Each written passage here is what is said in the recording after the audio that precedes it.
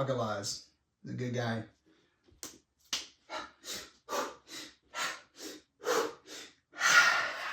I'm going to be real honest. I'm having the most challenging time not being super fucking annoying. There's a part of me that wants to be antagonistic as fuck. Makes me not want to look you in the eyes or look you a little too much in the eyes. You fucking push me. You push me too far, bro. Too far. This is about more than anybody can fucking handle. Now I'm ready. Check it out. Watch. Round start! For those of you who don't know who I am, my name is Jamie Bennington. I am 27 years old and I am the firstborn son of Chester Bennington, lead vocalist of American rock bands Grey Daze, Linkin Park, Dead by Sunrise, and so briefly, I don't even know if I should put it in the list, Stone Temple Pilots. For those of you who do know me, or at least know of me through my social media, hi. I'm happy to be back for real for real. No more of this almost there shit. This is it. I'm back and I'm back for good. Of course, unless I change my mind, because choice is always a thing. Consent is super important. All right.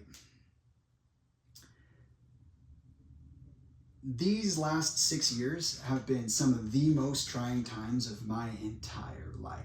For those of you who know me personally, that's saying something.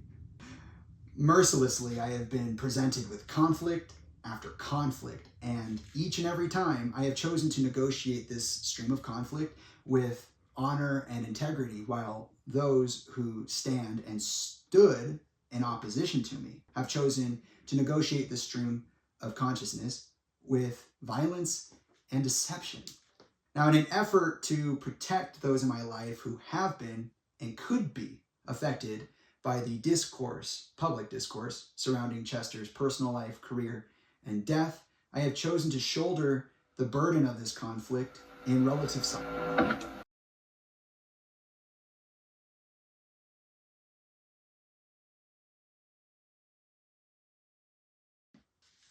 Yes, Jamie? I just wanted to say I might be too fucking good for this world. Time will tell, but time's been pretty fucking telling. Let me say that, at least, okay? Today, after 2 years of consideration, really 3, having already made it, I have come to make my peace. The time for silence is over. It's so over, and it's not happening anymore.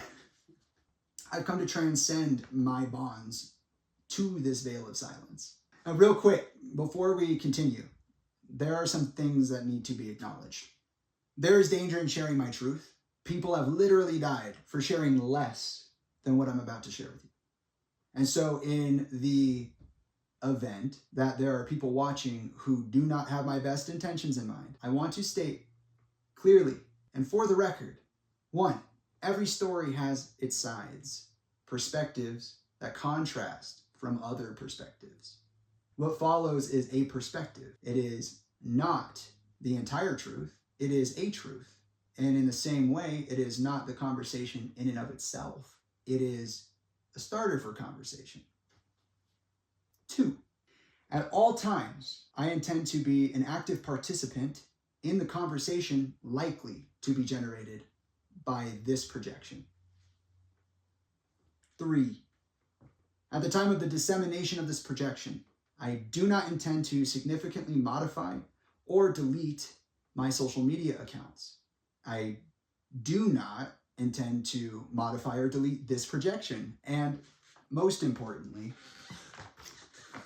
because I gotta say it, that's how fucking serious this is, I am not suicidal. I'm gonna say that again one more time because that is actually how serious this is. I am not suicidal.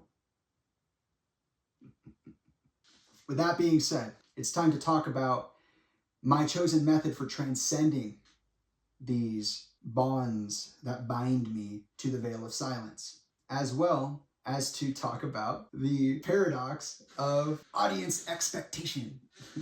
So a few days ago, on September 14th, 2023, in recognition of the new moon, I performed a death transmutation ritual designed to do the following: to allow me to embrace the person I've become and to allow me to put to rest the people I've been.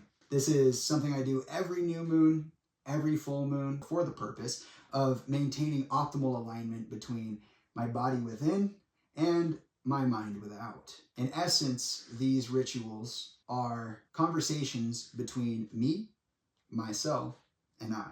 And this time, for reasons that will soon be apparent, I performed this ritual on camera.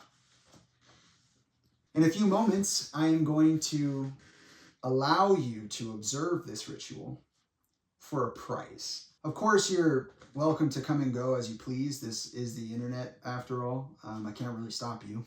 But it would be irresponsible on my part to give so much of my experience to you without asking for something in return, especially considering how serious the situation actually is. So here we go. The price of your admission is consent.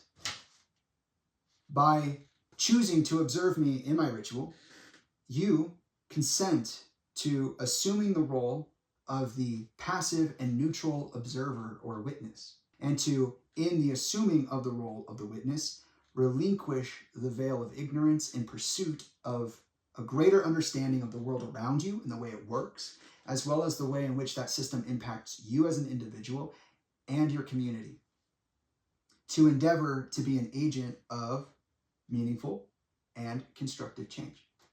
In other words, do not proceed past this point if you do not intend to be a part of the solution.